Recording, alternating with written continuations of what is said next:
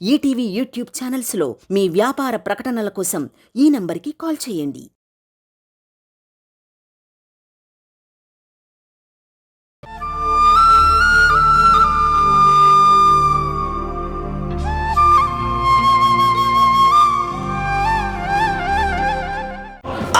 అబ్బా అబ్బా శివా, ఏమైంది? అబ్బా ఏమైందిరా?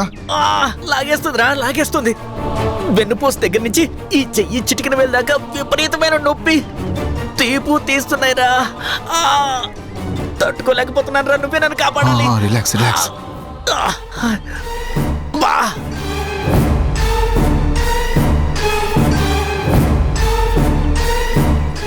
కంగారు పడాల్సిందేం లేదు, పల్స్ నార్మల్ గానే ఉంది. పల్స్ నార్మల్ గా ఉంటే నాకు ఈ పెయిన్ ఎందుకు వస్తుందిరా? అబ్బా ఎందుకు వస్తుందేంట్రా?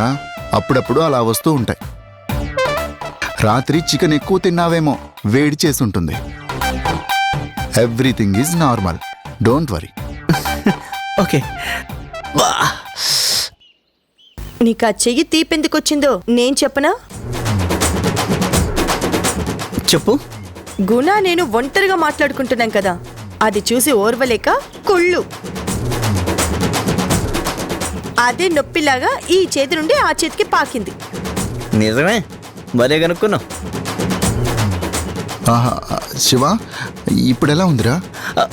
నెమ్మదిగా తగ్గుతుందిరా. ఇప్పుడు కొంచెం తగ్గుతుంది. పద గుణ, మనం ఇక్కడి నుంచి వెళ్ళిపోతే నొప్పి పూర్తిగా తగ్గిపోతుంది. ఎక్కడికి? నీకు వివరాలు అవసరమా? ముందు నీ పెయిన్ సంగతి నువ్వు చూసుకో. అబ్బా ఓ, మేము అలా షాపింగ్ దాకా వెళ్ళొస్తాం. పద గుణ. నాకిప్పుడు షాపింగ్కి వచ్చే మూడ్ లేదు. ఫ్రెండ్ పెయిన్ కదా, వీడి ఫీల్ అవుతున్నాడు. పెయిన్ రిలీఫ్ కోసమే నేను తీసుకెళ్లేది. మూడు లేదన్నాను కదా, షాపింగ్కి రాలేను. షాపింగ్ అంటే మాల్కేం కాదు. నాకు తెలిసిన ఒక అమ్మాయి ఇంట్లోనే సూరత్ నుంచి తెచ్చి శారీస్ అమ్ముతోంది. వెళ్దాం పద. నీకు నచ్చింది నాకు కొనిపెడదు గాని. నీకు నచ్చింది వాడుకొనివ్వటం ఎందుకు? నువ్వే కొనుక్కోవచ్చుగా. అన్నెసెసరీగా మా మధ్యన దూరి పిచ్చి పిచ్చి మాటలు మాట్లాడుకో. నాకు అదొక తృప్తి. వెళ్దాం పద. ఏ శివ, ఓ సారీ శివ, నువ్వు రారా. పాపం చేయి నొప్పితో బాధపడుతున్నాడు, వదిలే గునా. ఏం పర్వాలేదు, తను వస్తాడు. అది పానకంలో పుడకలో తనెందుకో. సరే పద.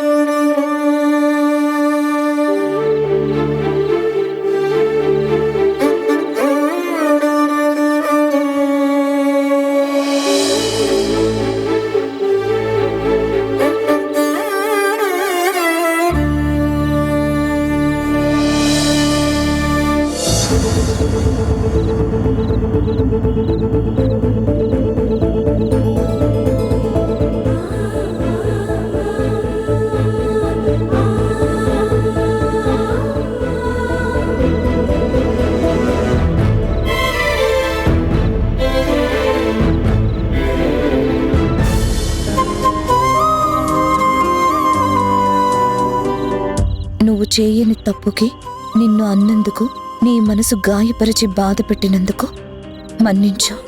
ఓ పొరపాటు నీ జీవితకాలం శిక్ష అయ్యింది, క్షమించు. ఈ కార్డ్ ఎవరు పెట్టుంటారో? ఎవరు పంపారిది? ఏ తప్పు చేయలేదని చెప్పాల్సిన వాడిని నేను, నిరూపించుకోవాల్సింది నేను. కానీ అలా చేయకుండా బాధని నాలోనే దాచుకొని మౌనంగా వెళ్ళిపోయాను. నీ కోపంలో న్యాయం ఉంది. జరిగిన అన్యాయానికి కారణం కమ్యూనికేషన్ గ్యాప్. ఇకనైనా ఆ గ్యాప్ పోగొట్టుకుందాం. సారీ.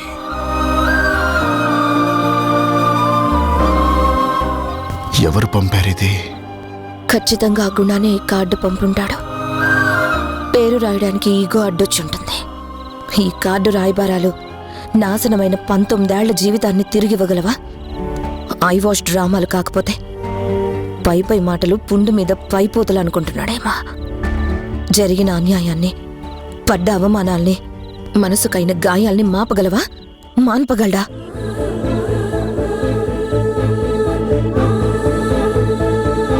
కొత్త డ్రామాకి తెరలేపడం తప్ప ఆ మనిషికి పశ్చాత్తాపం ఉందా? వస్తుందా? మార్పనేది భ్రమ. అమ్మా,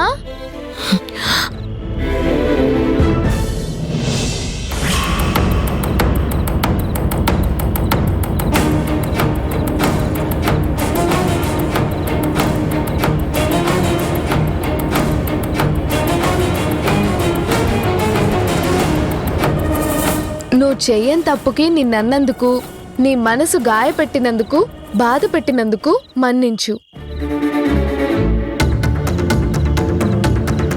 ఒక పొరపాటు నీ జీవితకాలం శిక్ష అయింది. నన్ను క్షమించు.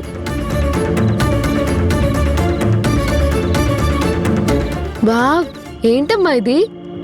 నీకు చాలా అందంగా సారీ చెప్పారు. ఎవరు? అది ఏమో, నాకేం అర్థం కావట్లేదు. రాంగ్ అడ్రస్కి రాంగ్ పర్సన్ పంపించినట్టున్నారు. రాంగ్ రైటో కానీ ఈ మాటలో చాలా నిజాయితీ ఉందమ్మా. బాధ పెట్టానన్న పశ్చాత్తాపం క్లియర్గా కనిపిస్తుంది. ఎవరో తనకు బాగా కావలసిన వాళ్ళని అకారణంగా బాధ పెట్టాను అన్న ఫీల్ ఉంది. మంచి మనసున్న వాళ్ళు తప్ప ఇలా రాయడానికి మనసు రాదమ్మా.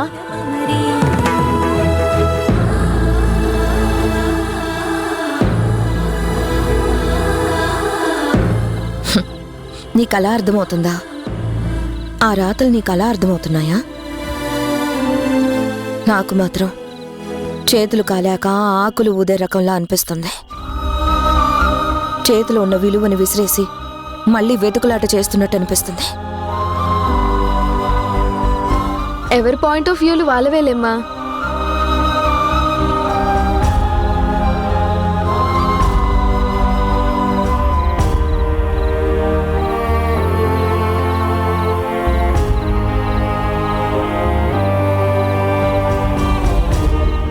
ఈ కార్డు ఎవరు రాసుంటారు? జనని రాయలేదు కదా. పేరు రాయలేదంటే అహం అడ్డొచ్చిందా? అహం అంటే జనని, జనని అంటే అహం. అయితే ఇది ఖచ్చితంగా జననినే రాసి ఉంటుంది. ఏంటన్నా గ్రీటింగ్ కార్డా? ఏ తప్పు చేయలేదని చెప్పాల్సిన దాన్ని నేను, నిరూపించుకోవాల్సింది నేను. కానీ అలా చేయకుండా బాధని నాలోనే దాచుకొని మౌనంగా వెళ్ళిపోయాను. నన్ను క్షమించు. నీ కోపంలో న్యాయం ఉంది. జరిగిన అన్యాయానికి కారణం కమ్యూనికేషన్ గ్యాప్. ఇప్పుడైనా ఆ గ్యాప్ పోగొట్టుకుందాం. సారీ.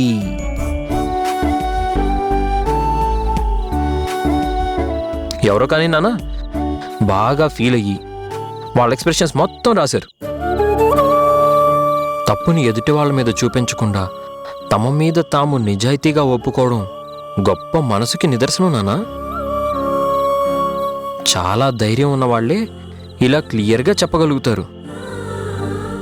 అర్థం చేసుకునే వాళ్ళైతే ఈ మాటలకి కన్నీళ్లు పెట్టుకోవాల్సి వస్తుంది. రియల్లీ ఆవిడికి హ్యాట్స్ ఆఫ్ నాన్న.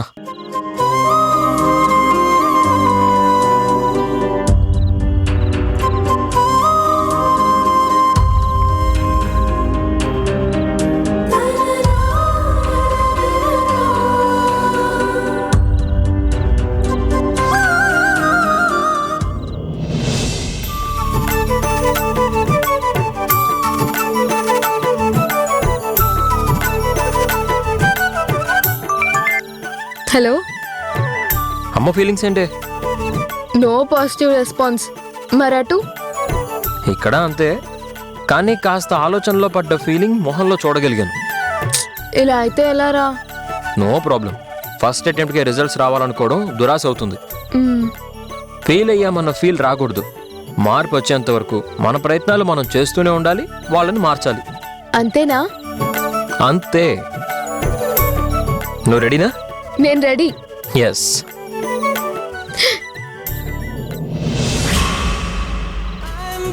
సారీ అన్నాగా వందోసారి సరదాగా నవ్వేసేయ్ ఒకసారి. ఐఎమ్ వెరీ సారీ అన్నాగా వందోసారి సరదాగా నవ్వేసేయ్ ఒకసారి. హయో హయో హయో పెదాలలా బిగించి శపించకే మరి మంత్రాలవి జపించి వదిలే క్షమించి. అరే పాపం చిరుకోపం నిజమేనా మేకప్ప. అరే పాపా సారీ చెప్పా. ఓ మై గోల్డ్ చెప్పా. పారెక్స్ బేబీ టైపా లవ్లీ లాలీపాప. ఐఎమ్ వెరీ సారీ అన్నాగా వందోసారి సరదాగా నవ్వేసేయ్ ఒకసారి. ఏ ఇటువు, ఆపు. దేనికి ఆ చిందులు? సారీ అట సారీ. వేరే ఏ పాటలు దొరకలేదా నీకు డాన్సులు చేయడానికి? ఏమైందమ్మా? నీకు ఇంకెవరో సారీ చెప్పినట్టు ఫీల్ అవుతున్నా? హీరోయిన్తో సారీ చెప్తున్న సాంగ్ చాలా పాపులర్ తెలుసా? ఎంత బాగుంటుందో. నువ్వెందుకు ఇరిటేట్ అవుతున్నావు? ఆ పదం వినడం కానీ అనడం కానీ నాకు నచ్చదు. వై? చెయ్యాల్సిందంతా చేసేసి సారీ చెప్తే సరిపోతుందా? అది హీరోయిజమా? మనసు గాయపరచకుండా చూసుకోవడమే హీరోయిజం. సారీ చెప్పడం ఎస్కేపిజం. సారీలకి గాయాలు మాంతాయా? మనసులు మారతాయా? మనుషులు ఒకటవుతారా? నొప్పి తగ్గుతుందా? ఈ బరువెక్కిన గుండె తేలిక పడుతుందా? ముక్కలైపోయిన మనసు హత్తుక్కుంటుందా? సారీ అనేది ఒక చీప్ పదం. ఆత్మవంచన, ఎస్కేపిజం, సెల్ఫిష్నెస్, అవకాశవాదం. అంతేకాని హీరోయిజం కాదు. సారీ అంటూ 2 కన్నీటి బొట్లు తుడిచేసినంత మాత్రాన జీవితం ఏం మారిపోదు. ఆ 2 అక్షరాలు దూరాన్ని దగ్గర చేయలేవు. ఫ్యాషన్గా వినిపించచ్చు, కానీ పెయిన్ రిలీఫ్ కాదే ఈ సారీ.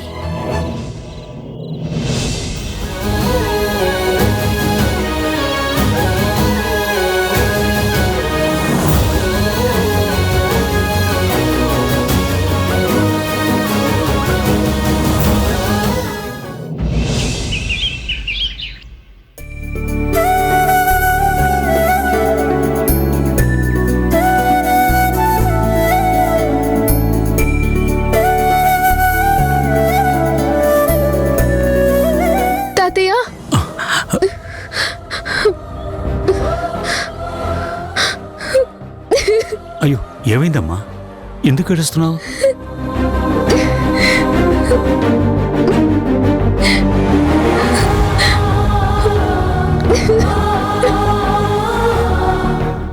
ఏమైందమ్మా? ఎందుకు ఏడుస్తున్నావు? ఇదొక పిచ్చిమాలోకం. పైకి కనిపించేంత స్ట్రాంగ్ కాదు తాతయ్య. ఏమైందిరా అసలు?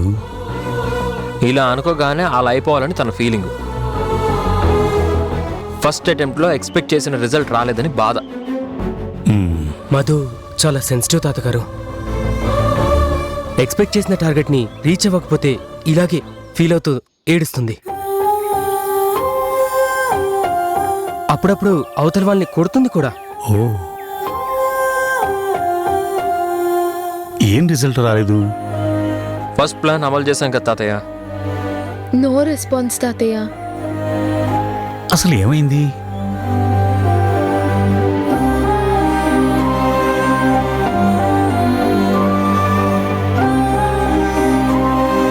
దేనికి ఆ చిందులు? సారీ అంటే సారీ. వేరే ఏ పాటలు దొరకలేదా నీకు డాన్స్ చేయడానికి? ఫోన్లో సాంగ్ ప్లే చేస్తే మొహం వాచేలా తిట్టింది. మూడ్ చూసి సాంగ్స్ ప్లే చేయాలి. ఎప్పుడు పడితే అప్పుడు ఏ సాంగ్ పడితే ఆ సాంగ్ ప్లే చేస్తే కోపం రాదా? నువ్వు ఆగరా. ఎప్పుడు నన్నే తప్పు పడతావు. అసలేం జరిగిందో తెలుసా? మంచి మనసున్న వాళ్ళు తప్ప ఇలా రాయడానికి మనసు రాదమ్మా. నాకు మాత్రం చేతులు కలక ఆకులు ఉదే రకంగా అనిపిస్తుంది. పిచ్చి తల్లి, రిజల్ట్స్ వచ్చాయే, మీరు పాస్ అయ్యారు.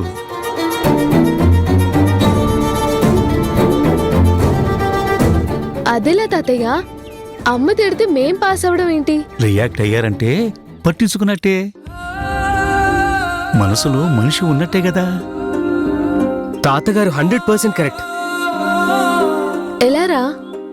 మనుషుల తాలూకు జ్ఞాపకాలు వాళ్ళ అంతరంగాల్లో కదులుతున్నాయి అని అర్థం. ఖచ్చితంగా వాళ్ళు కలుస్తారు అనటానికి ఇది మంచి సిగ్నల్. ఏమో తాతయ్య, నాకైతే ఆ నమ్మకం కుదరడం లేదు. నాకు అలాగే అనిపిస్తుంది తాతయ్య. నాకు మాత్రం కలుస్తారనే నమ్మకం ఉంది. నువ్వు ఎప్పుడూ ఇంతే, పాజిటివ్ గానే ఆలోచిస్తావు. నీలాగా నెగిటివ్గా ఆలోచిస్తూ ఏడుస్తూ కూర్చోమంటావా? ఆ అబ్బాయి చెప్పేది కరెక్ట్. మనం పాజిటివ్గా ఆలోచించి పాజిటివ్గా రియాక్ట్ అయినప్పుడే రిజల్ట్స్ కూడా పాజిటివ్గా వస్తాయి. మేం పాజిటివ్ గానే ఆలోచించి చేస్తున్నాం కదా తాతయ్య. వాళ్ళిద్దరూ దూరమై 19 ఏళ్ళయిందిరా. ఏదో మాట అనుకుని ఫోటో రోజు అయితే వెంటనే కలిసిపోతారు. కానీ వాళ్ళ మధ్య అపార్థాలు, పెద్ద అగాధం ఏర్పడిందిరా. కోలుకోవటానికి, తేరుకోవటానికి, కలవటానికి టైం పడుతుందిరా. ఇన్నేళ్ల ఎడబాటు ఒక్క ప్రయత్నంలో ఏకం చేయలేరు. ఒకరి మీద ఒకరికి ఏర్పడిన తప్పుడు భావన తేలిగ్గా పోదు. దుర్మార్గం ఇద్దరి గుండెల్లో బలంగా గుణపాలు దించింది. మెల్లమెల్లగా పాతుకుపోయిన ఆ తప్పుడు అభిప్రాయాల్ని మనం తొలగించుకుంటూ రావాలి. ఫస్ట్ ద్వేషాలు దూరం చేయగలిగితేనే మనుషులు దగ్గరవుతారు. అప్పుడే కదా నిన్న మనం అనుకున్నట్టు వీలైతే క్షమించు, లేకపోతే శిక్షించు అన్నామే, ఆ టైపులో. కరెక్ట్. ఓ మనిషి మరో మనిషికి, అందులో భార్యాభర్తలు అంత త్వరగా దూరం కారు. బలమైన గాయం ఆ గుండెలకైతేనే దూరం అవుతారు. వాడు ఆలోచనలో పడ్డాడు, తను కోపం బయట పెట్టుకుంది అంటే వాళ్ళ ఎద ఎడ్జ్లో ఎక్కడో చిన్న పాజిటివ్ ఫీలింగ్ ఉందిరా. అది లేకపోతే చలనం కలగదు. ఆ పాటల్ని, మాటల్ని వాళ్ళకి అన్వయించుకోరు. వెల్ సెట్ తాతగారు, నేను అదే చెప్పాను, అయినా ఇది భయపడుతుంది. నువ్వు జనని కూతురువమ్మా, భయపడితేలా? పోరాడాలి, సాధించాలి. మీరన్న మాటలన్నీ ఇది వాళ్ళ అమ్మకి చెప్తుంది, కానీ దీని దగ్గరికి వచ్చేసరికి మాత్రం గజగజ వణికిపోతుంది. రేయ్ నిన్ను! మధు, తప్పమ్మా. విను, తాతయ్య చెప్పేది విను. కసురుకోవడం విసురుకోవడం కాదు వినయం అంటే. ముందు నేర్చుకో. ఫ్రెండ్ ఏదైనా అంటే అలా చెయ్యెత్తడం తప్పు. అన్నయ్య, సందు దొరికింది కదా అని నన్ను సాధించే ప్రయత్నం చేయకు, ఆపుతావా? మీ ప్లాన్ ప్రకారం మీరు వెళ్ళండిరా. ఇమ్మీడియట్గా రిజల్ట్స్ ఆశించకండి, వస్తాయి. టైం వచ్చినప్పుడు అన్నీ అవే వస్తాయి. అలాగే తాతయ్య. నెక్స్ట్ మీ ప్లాన్ ఏంటి? నీకు కావలసింది మా దగ్గర ఉంది. అంటే అమ్మకి నేను కావాలి, నేను నాన్న దగ్గర ఉన్నా. ఓ, అర్థమైంది. Emotional blackmail exchange Mela. నేను బతికుండగా వాళ్ళని కలిసి బతకనివ్వను. నువ్వెప్పుడు కళ్ళు తెరిస్తే నన్ను చూసి తిరిగి శాశ్వతంగా కన్ను ముయ్యడం ఖాయం. నేనది చూడాలి. చూస్తాను.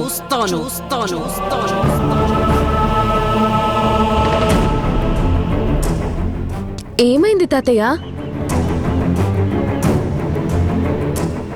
నాకు శక్తి గుర్తుకొచ్చింది. అది తలపుకు వస్తేనే భయం నన్ను ఆవహిస్తుంది. ఆవిడెక్కడో ఉంది, ఆవిడ గురించి మీరు భయపడడం ఏంటి తాతయ్య? దాని కొడుకు ఇక్కడే ఉన్నాడురా. వాడు సైలెంట్గా ఉండడు, స్పై వర్క్ చేస్తూ ఉంటాడు. పైగా వాడు హాస్పిటల్లో ఉన్నాడు. వాడి ఈ మధ్య సైలెంట్గానే ఉంటున్నాడు తాతయ్య. అదే మరీ ప్రమాదం. వాడిది వాళ్ళమ్మది వైలెంట్ మెంటాలిటీరా, కనపడరు. కసిగా కడుపులో కత్తులు దించుతారు. అదెక్కడో ఉందని మనం నిర్లక్ష్యం చేయకూడదు.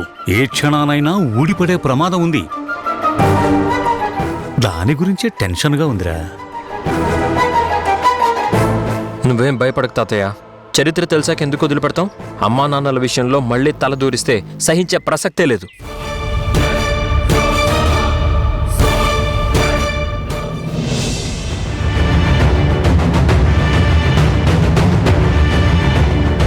ఒక్క క్యాబ్ కూడా యాక్సెప్ట్ చేయట్లేదు.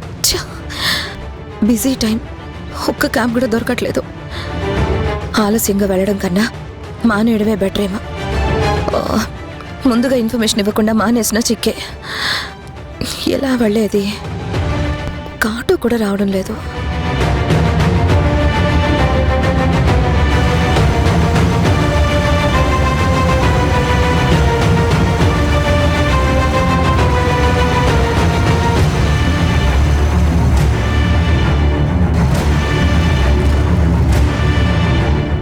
ఏమైందండి? కార్ బ్రేక్ డౌన్ అయింది. హాస్పిటల్కి లేట్ అయ్యేటట్టుంది. లేట్ అయితే ప్రమాదమా? మాట పడ్డం నాకు ఇష్టం ఉండదు. నేను డ్రాప్ చేస్తాను, రండి. డ్రైవర్, నేను వెళ్తున్నాను. అలాగే మేడం.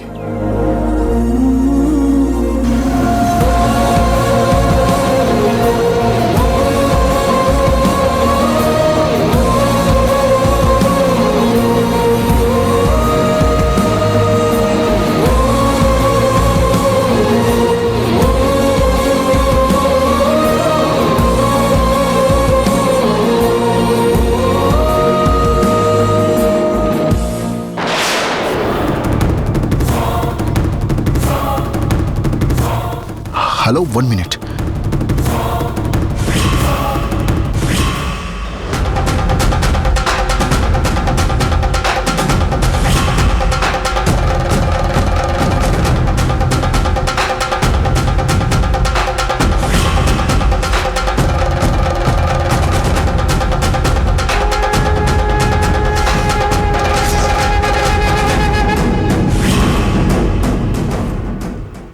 నీకు కావాల్సింది నా దగ్గర ఉంది.